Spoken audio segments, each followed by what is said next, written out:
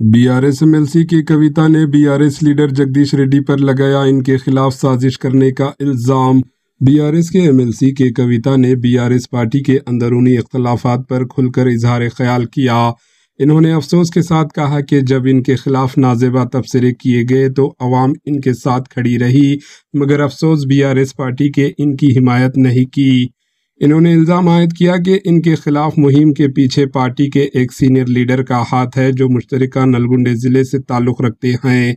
इन्होंने तनाज़िया अंदाज में इन्हें ललीपेट लीडर करार दिया। इन्होंने कहा कि यही शख्स 11 हलकों में बीआरएस की नाकामी का जिम्मेदार है और पार्टी को नुकसान ऐसे ही अफराद से पहुंचाया है जिन्होंने तेलंगाना तहरीक में कोई किरदार अदा नहीं किया और इक़्तिदार के बाद पार्टी में शामिल हुए। कि कविता ने कहा कि वो डरने वाली नहीं, इन्होंने तेलंगाना रियासत के क़याम के लिए कुर्बानियाँ दी है और हर कदम पर लड़ाई लड़ी है, अब भी किसी के दबाव में आने वाली नहीं है। आखिर में के कविता ने रियासती हुकूमत से फिर एक बार पुरजोर अपील की कि वो तेलंगाना जागृति की 72 घंटों की इस पुरअमन भूख हड़ताल को बाकायदा इजाज़त दे ताकि पसमानदा तबक़ात की जमहूरी हुकूक और समाजी इंसाफ के हुसूल के लिए जद्दोजहद को कामयाबी के साथ आगे बढ़ाया जा सके। Bureau report, HN news. ఇలా ఉన్న అన్నదమ్ములకు వాళ్ళు మాత్రం ఎవరు రియాక్ట్ కాలేదు. ఎందుకు కాలేదు అన్నటువంటి విషయం ఒకటి ఆలోచించాలి.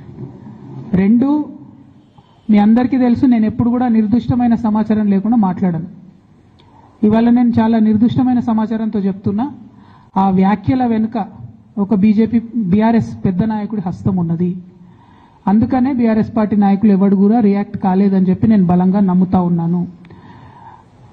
ఆ కుట్రలు చేసిన పెద్ద నాయకులు ఏమనుకుంటున్నారంటే నా దగ్గర ఎవరో 10 మందిని పెట్టి నా దగ్గర జరిగే అంశాల సమాచారం ఎప్పటికప్పుడు తీసుకుంటున్నామని చావు తెలివితేటలు ప్రదర్శిస్తున్నారు. కానీ ఆ బాగా పెద్దగా ఉన్న నాయకుడికి అర్థం కావాల్సింది ఏంటంటే అక్కడేం జరుగుతుందో కూడా నాకు సమాచారం వస్తూనే ఉంటుంది. సో మీరు ఏ టైంలో ఎవరిని కలిశారు, నా మీద వ్యాఖ్యలు చేయడానికి మీరు ఎవరిని ప్రోత్సహించారు, మీరు ఎంత కింద స్థాయికి దిగజారి ఒక ఆడబిడ్డ మీద అటువంటి వ్యాఖ్యలు చేయించారు, ఇవన్నీ కూడా నేను చూస్తున్నా, గమనిస్తున్నా. నేను బలంగా కర్మ సిద్ధాంతాన్ని నమ్ముతున్నా. నేను మళ్ళీ చెప్తున్నా, ఇవాళ మీరు నన్ను ఒంటరి చేసి ఏదో చేయాలని అనుకోవచ్చు, నా మీద ఇటువంటి వ్యాఖ్యలు చేపించి శునకానందం పొందొచ్చు టెంపరీగా, కానీ దేవుడు అనేవాడు ఉన్నాడు. ఖచ్చితంగా అది మీకు తిరిగి కొట్టే సమయం వస్తుంది. ఒకటి. రెండు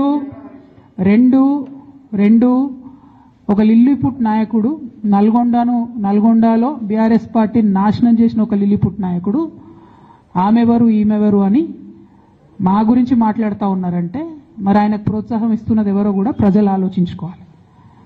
ఇవాళ నల్గొండ జిల్లాలో ఒక సీటు కూడా రాలే. ఆయన సీటు సావు తప్పి కన్నులొట్టవైన చందంగా చివరి నిమిషంలో అనుకోకుండా గెలిచినటువంటి సీటు. ఎన్నడూ ప్రజా ఉద్యమాలు చేయలే. కేసీఆర్ గారు లేకపోతే మరి నువ్వెవరు, అది కూడా ఆలోచించుకోవాలి కదా. కేసీఆర్ గారు లేకపోతే బీఆర్ఎస్ పార్టీలో ఉన్న ఏ నాయకుడైనా ఎవరు? ప్రజలకు మనందరినీ పరిచయం చేసింది కేసీఆర్ గారే కదా. మనలో మనం కన్ఫ్యూజన్ ఉన్నప్పుడు ఇష్టం వచ్చినట్టు మాట్లాడుకోవచ్చా? ఈ లిల్లీపుట్ నాయకుడు మాట్లాడంగానే ఇంకో చిన్న పిల్లగాడు నిన్నగాక మొన్న మా పార్టీలోకి వచ్చిన వాళ్ళు కూడా ఎటుపడతట్టు మాట్లాడు. అసలు ఎవరు మీరు? మీకు తెలంగాణ ఉద్యమంతో సంబంధం ఏంది? బీఆర్ఎస్ అధికారంలోకి వచ్చినాక బీఆర్ఎస్లోకి వచ్చి పదవులు పొంది ఉల్టా నా మీదనే మాట్లాడతారా మీరు? మేము ఉద్యమం చేసిందే మీ మీద కదా.